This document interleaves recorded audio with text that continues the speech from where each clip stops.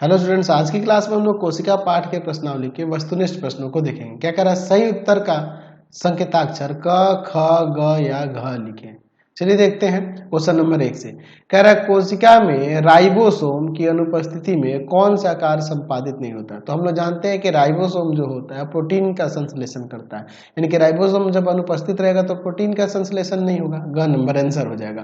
Question number 2 देखिए, कह रहा है कि जंतु कोशिका के सबसे बाहरी घेरे को कहते हैं। तो उसको कोशिका झिल्ली कहते हैं ना जंतु कोशिका में। अब वही पादप कोशिका होगा तो उसका सबसे ऊपरी जो घेरा होगा कड़ा, उसको कोशिका भित्ति कहते हैं। क्वेश्चन नंबर 3 देखिए, वैसे जीव को जिसमें कोशिका झिल्ली नहीं पाई जाती है कहते हैं उसको प्रोकैरियोटिक कहते हैं। कोशिका झिल्ली ही नहीं, उसमें उसका केंद्रक, वास्तविक केंद्रक भी नहीं पाया जाता है, गाल्जी का भी नहीं पाया जाता, बहुत सारे चीज उसमें अनुपस्थित रहते हैं, है ना जी।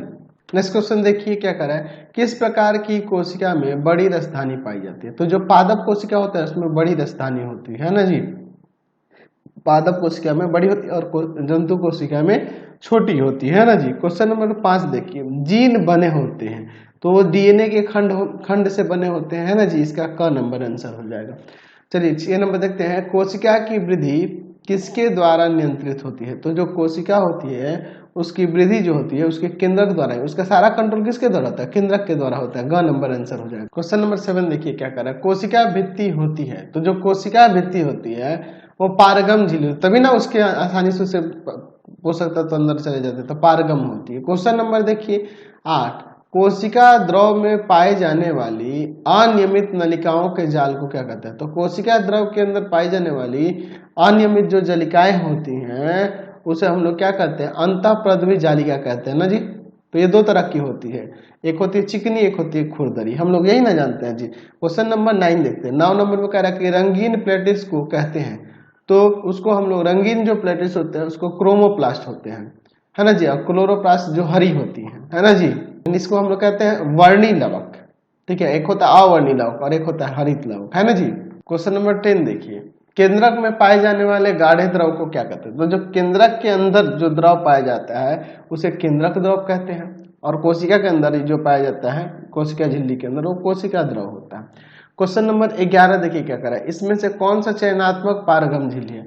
तो चयनात्मक पारगम जो झिल्ली होती है वह कोशिका झिल्ली होती है ना जी। निम्नलिखित कोशिकांगों में किसे आत्महत्या की थैली कहते हैं। तो उसको क्या कहते हैं? लाइसोसोम को आत्महत्या की थैली कहते हैं जी। चलिए क्वेश्चन नंबर 13 देखिए, पौधों में गैसों का आदान प्रदान किस क्रिया द्वारा होता है। तो पौधों में गैसों का आदान प्रदान विसरण क्रिया द्वारा होता है। क्वेश्चन नंबर 14 देखिए, जब किसी जीवित कोशिका को अति परासरण विलयन में डाला जाता है तो क्या होता है। तो देखिए जब अति परासरण विलयन में डाला जाएगा तो उसके अंदर की कोशिका के अंदर की जो द्रव होगा वह किस में, वो उस द्रव उस विलयन के अंदर आ जाता है। इसका मतलब कि वो जो कोशिका होगी सिकुड़ जाएगी, संकुचित हो जाएगी, क्योंकि उसमें का द्रव बाहर निकल गया ना जी।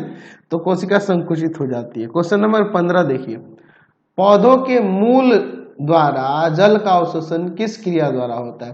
तो पौधों में मूल के द्वारा जो जल का अवशोषण होता है, मूल रोम करते हैं, वो किसके द्वारा होता है, किस क्रिया के द्वारा होता है। तो परासरण द्वारा होता है। तो यही आपके क्वेश्चन थे अति लघु सॉरी ऑब्जेक्टिव टाइप, ये मैंने बता दिया आपको। आपको हमारे 3 चैनलों को सब्सक्राइब करना होगा। पहला है path finder classes Chhapra, path finder classes Chhapra. दूसरा है आपके पास भारती भवन, भारती भवन रविकांत सर, रविकांत सर। और तीसरा चैनल है Ravikant sir, Ravikant sir RD Sharma solution, RD Sharma solution. तीनों चैनल को सब्सक्राइब कर लेंगे। इससे रिलेटेड वीडियो के लिए सीधे डिस्क्रिप्शन में, इससे रिलेटेड नोट्स के लिए गूगल पे जाकर सर्च करेंगे www.ravikantsir.in, और यहाँ जाकर आप सभी क्लासेस के नोट्स उनके पीडीएफ को डाउनलोड कर सकते हैं, पढ़ सकते हैं।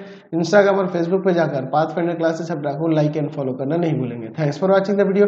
कमेंट करके जरूर बताया करें कि हमारे चैनल के वीडियोज आप सभी को कैसे लगते हैं। Thanks for watching.